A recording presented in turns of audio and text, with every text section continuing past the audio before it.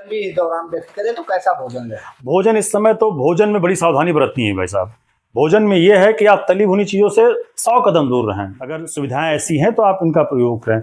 और सावधानी ये भी बरतें कि जो इतना टेम्परेचर है तो सुबह 12 बजे से 11-12 बजे के बाद से शाम के 5 बजे तक न निकलें। लेकिन सबसे बड़ी समस्या हमारे ग्रामीण जनता को है।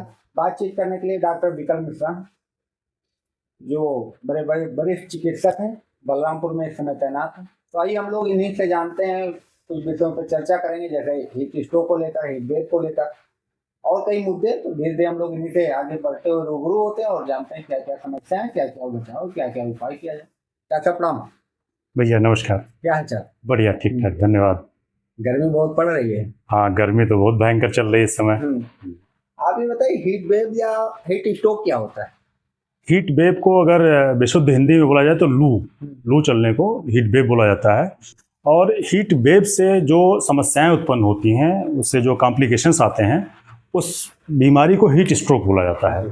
अब हीट वेव चूँकि इस समय टेम्परेचर हमारा 45 और 48 के आसपास जा रहा है, तो ये बहुत ही भयावह स्थिति बनी हुई है। कुछ जगह तो 49 का, हाँ 49 तक भी चला गया है। तो इसमें होता क्या है कि ये जो मतलब इतना टेम्परेचर है और इतना लू चल रहा है, इसको हीट वेव बोलते हैं। और हीट स्ट्रोक, इनसे जो समस्याएं उत्पन्न हो रही हैं उनको हीट स्ट्रोक में लेते हैं। अब इनसे क्या क्या समस्याएं उत्पन्न हो सकती हैं, क्या क्या इन पर सावधानी बरतनी है, वो थोड़ा चर्चा का विषय है, उस पर चर्चा की जाए। तो लक्षण क्या क्या होते हैं, कैसे पता चले कि अब ये हीट स्ट्रोक में होता क्या है? एक तो शुरू से शुरू करें तो हम लोग हेडेक बहुत होता है पेशेंट को, बुखार, हाई ग्रेड टेम्परेचर होगा, हाई ग्रेड में उसको 103-104 तक का टेम्परेचर चला जाता है, ये होता है। उसको उल्टी शुरू हो जाती है, उसको उल्टी लगनी शुरू हो जाती है, इवन यहाँ तक हो जाता है कि बेहोश हो जाता है, मृगी के दौरे आ जाते हैं। और अगर सही समय पर उपचार न किया जाए तो मृत्यु तक इसमें हो जाती है। तो ये बहुत भयावह लक्षण है, बहुत भयावह स्थिति है। मौसम की मार झेल पाना बड़ा टफ हो गया है इस समय। तो इसमें सावधानियां क्या क्या बरतनी है उस पर हम चर्चा करना चाहेंगे। सावधानियों में ये ध्यान रखना है कि जब भी आप घर से निकलें तो अपने साथ एक बोतल पानी जरूर लेके निकलें। आप सूती कपड़े पहने, सूती कपड़े पहने, मोटे कपड़े भी पहन सकते हैं। मोटे कपड़े में ये होता है कि पसीना होगा तो आपकी बॉडी का टेम्परेचर थोड़ा कम होगा, उससे ये कर सकते हैं। दूसरी चीज़, अभी तो सरकारी अस्पतालों में उपलब्ध है और हर जगह मिल जाती है दुकानों पे ORS का घोल। 24 घंटे में अगर आप स्वस्थ हैं, कुछ भी कोई परेशानी आपको नहीं है, फिर भी आप ORS का घोल जरूर ले लिया करें 24 घंटे में एक बार, ये जरूरी है आपके लिए।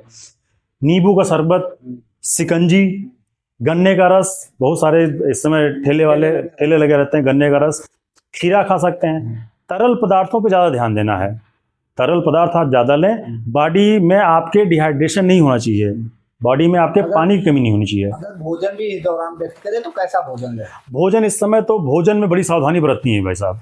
भोजन में ये है कि आप तली भुनी चीज़ों से 100 कदम दूर रहें, उसकी तरफ तो आप देखें भी ना। हरी साग सब्जियां ज़्यादा खाएं, हल्का भोजन लें, खिचड़ी वगैरह खाएं, कम भोजन लें, बार बार खाएं। खाली पेट भी नहीं रहना है कि आप खाली पेट रहेंगे तो लू आपको जल्दी पकड़ेगी। पेट आपका भरा होना चाहिए। फ्रूट्स खा सकते हैं, सीजनल फ्रूट्स इस समय आ गए हैं, जैसे आम आ गया है, लीची आ गई है, केला है। सीजनल फ्रूट्स पे आप बिल्कुल ध्यान रखें, सीजनल फ्रूट्स आपकी बॉडी में जाना चाहिए बराबर। ओवरऑल तरल पदार्थ ज़्यादा ले, जिससे व्यक्ति के अंदर जो डिहाइड्रेशन है वो ना हो पाए। बिल्कुल, बॉडी को रिहाइड्रेट रखना है। डिहाइड्रेशन का जस्ट अपोज होता है रिहाइड्रेशन, मतलब आपकी बॉडी में वो पानी की कमी बिल्कुल नहीं होनी चाहिए। अगर वो कमी हो गई तो आप की स्थिति खराब हो सकती है। अच्छा, एक चीज इसमें डॉक्टर, एक चीज और देखा गया है कि लोगों के अंदर सर दर्द बहुत तेज हो जाता है। हाँ, है ना? उससे कैसे बचे? गर्मी की वजह से हो जाता है या कोई और वजह है? एक तो गर्मी की वजह से सर दर्द होता ही होता है। दूसरा, जब बुखार आता है और तेज बुखार आता है, हाई ग्रेड फीवर जिसे बोलते हैं, जब बुखार तेज आता है तो उसको सर दर्द बहुत ज्यादा होगा, मसल क्रैम्प, पूरी बॉडी में उसका दर्द होता है। तो इस चीज़ से बचने के लिए आप अपने आप शरीर का टेम्परेचर मेंटेन करना बहुत जरूरी है। उसके लिए आप शरीर को भिगो भी सकते हैं, बार बार भिगोएं, कोई दिक्कत नहीं। पंखे का इस्तेमाल करें, कूलर का इस्तेमाल करें। अगर AC की व्यवस्था है तो AC में रहें, अगर सुविधाएं ऐसी हैं तो आप इनका प्रयोग करें। और सावधानी ये भी बरतें कि जो इतना टेम्परेचर है तो सुबह 12 बजे से 11-12 बजे के बाद से शाम के 5 बजे तक न निकलें। लेकिन सबसे बड़ी समस्या हमारे ग्रामीण जनता को है। ग्रामीण लोगों को है, भाई उनको मजदूरी पे जाना है, दिन भर काम करना है। तो मैं ऐसे मालिकों से भी निवेदन करता हूँ कि सुबह जल्दी काम शुरू करवाएं और शाम को थोड़ा देर तक करवा लें। दोपहर के टाइम में काम के लिए दबाव न डालें मजदूरों कुछ को। काम ऐसा होता है व्यक्ति को ट्रेवल करना ही पड़ता है। हाँ। उस दौरान आप बताइए कि क्या बचाव करेंगे? ट्रेवल के दौरान कोशिश ये करनी है कि कपड़े आपके सूती और हल्के कपड़े हों ताकि बॉडी में हवा लगती रहे। दूसरी चीज़ पानी पीते रहें। हेलमेट का इस्तेमाल करें, अगर गाड़ी से चल रहे हैं हेलमेट लगाएं। गमछा आप रखें, गमछे को भिगो सकते हैं, ठंडे पानी से भिगो के आप निचोड़ के बांध लीजिए, तो उससे आपका टेम्परेचर मेंटेन रहेगा। और धूप में चलने के लिए छाता का उपयोग कर सकते हैं, छाता ले सकते हैं, उसको आपको बचाएगा धूप से। इसमें हम आपसे राय लेना चाहेंगे, क्या व्यक्ति अपना टेम्परेचर मेंटेन करने के लिए या जानने के लिए थर्मामीटर जो आता है वो ले लें घर पे, जैसे हाँ। कोविड के दौरान ऑक्सीमीटर था? हाँ बिल्कुल बिल्कुल, ये किया जा सकता है, लिया जा सकता है। वैसे सरकारी अस्पतालों में तो बढ़िया व्यवस्था बना दी गई सरकार के द्वारा, लेकिन अगर उसके घर में बच्चे हैं या परिवार है तो बिल्कुल रखना चाहिए। 60-70 रुपये का थर्मामीटर आता है, तो और डिजिटल है। अब उसमें वो भी देखने वाला सिस्टम नहीं है, डिजिटल थर्मामीटर्स आ गए हैं, आप लगाओगे, आर्मपिट में लगा सकते हो, लगा के देखोगे अगर टेम्परेचर बढ़ रहा है तो आप कितने से ऊपर हो जाए तो लोगों को हॉस्पिटल के तरफ रुख करना चाहिए? 101 से ऊपर अगर टेम्परेचर जा रहा है तो अस्पताल जरूर जाएं। और अगर डॉक्टर आपको सलाह देता है कि आप भर्ती होना है, आपको भर्ती होना, बिल्कुल भर्ती हो जाएं। इस समय डॉक्टरों के ऊपर आप छोड़ दें चीज़ों को, वो वेल ट्रेंड हैं, वेल एजुकेटेड हैं, वो मैनेज करेंगे चीज़ों को। इसमें और डॉक्टर देखा जा रहा है कि व्यक्ति चलते चलते गिर जाता है, बेहोशी की अवस्था में चला जाता है, अचेतन अवस्था में, कुछ कंडीशन में वो डेड भी हो जाता है। लक्षणों में आपको मैंने बताया कि इसमें बेहोशी, मूर्छा की अवस्था आ जाती है। ऐसे में अगर आप सड़क पे चल रहे हैं और कोई मूर्छित व्यक्ति आपको मिलता है तो उसको सबसे पहले पेड़ की छांव में ले जाएं, पेड़ की छांव में ले जाएं। गीले कपड़े से उसका बदन अगर तप रहा है तो उसको पोंछें। अगर वो होश में आता है तो थोड़ा बहुत उसे पानी पिलाएं। ग्लूकॉन डी आता है, ग्लूकॉन डी दे सकते हैं।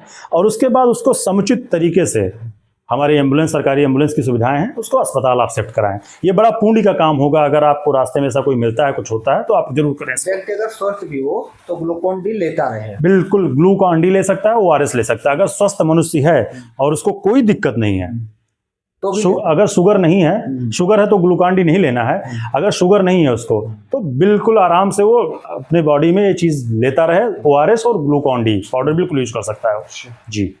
अगर इस दौरान भी अगर उसको कोई समस्या आती तो हॉस्पिटल की तरफ बिल्कुल, अगर उसके कोई ऐसी प्रॉब्लम लगती है और टेम्परेचर उसका नहीं कम हो रहा, बुखार उसका नहीं उतर रहा है, तो आप तुरंत अस्पताल जाएं। बुखार ना होने के बावजूद भी कुछ लोगों के टेम्परेचर बढ़े रहते हैं, हाँ। है ना? नहीं, वो तो बुखार होगा तभी टेम्परेचर बढ़ेगा।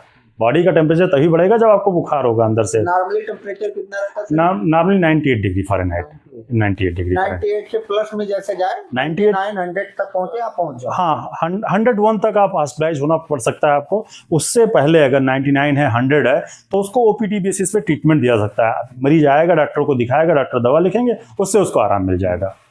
बाकी इसके एक ही सावधानी है कि आप सूती कपड़े पहने, गीला गमछा बांधें, तरल पदार्थ ज्यादा लें, तला भुना चीज से बचें, उससे बचें। बिल्कुल। इतनी सावधानियां अगर बरत लेंगे तो आप ये मान के चलिए कि 90% आप हीट वेव से बच जाएंगे, हीट स्ट्रोक से बच जाएंगे। और इसमें ये भी है कि थोड़ा सा, चूंकि काम के सिलसिले में लोगों को चलना ही होता है, तो ये एक समस्या है कि वो प्रिकॉशन अगर नहीं लेंगे। हाँ, गाँव में बचता तो जनसंख्या ज्यादा है, बिल्कुल आप सही कह रहे हैं। लोग परेशान होते हैं। और मैं सबसे ये भी निवेदन करना चाहूँगा कि अपने जीवन में एक लक्ष्य बना लें कि कम से कम 5 पेड़ छायादार और फलदार। हमारे बुजुर्ग अभी कहते हैं, जो हमारे बाबा, हमारे दादा हैं, वो कहते हैं कि भैया ऐसी गर्मी नहीं देखी जो इस समय है। क्या सत्यता ऐसी गर्मी नहीं पड़ी? मेरा अनुभव, मेरी उम्र के हिसाब से मेरा अनुभव तो यही कह रहा है कि ऐसी गर्मी हमने नहीं देखी है। WHO ने कोई गाइडलाइन जारी? WHO ने हीट वेव पे भी कोई गाइडलाइन जारी जरूर की होगी, लेकिन उसमें मैंने अभी उसकी स्टडी नहीं की है। मैं उससे देख के अपडेट हो जाऊंगा जी। आप क्या गाइडलाइन जारी करते हैं अपने सुझाव से, अपने अनुभव से? मेरे सुझाव से जो सावधानियां बरतने के लिए बोला गया है, 6-7 पॉइंट्स हैं पूरे उसमें सावधानी के, उसको आप लेते रहेंगे, उस सावधानी को बरतते रहेंगे, तो आप इससे बहुत हद तक बच जाएंगे। आपको हो सकता है डॉक्टर के पास भी ना जाना पड़े, घर पे ही आप स्वस्थ हो जाएं। लेकिन अगर समस्याएं बढ़ती हैं तो घर के उपचार पे भरोसा ना करें, आप जरूर अस्पताल जाएं। डॉक्टर साहब, आपने अपना बहुमूल्य समय दिया, इसके लिए धन्यवाद।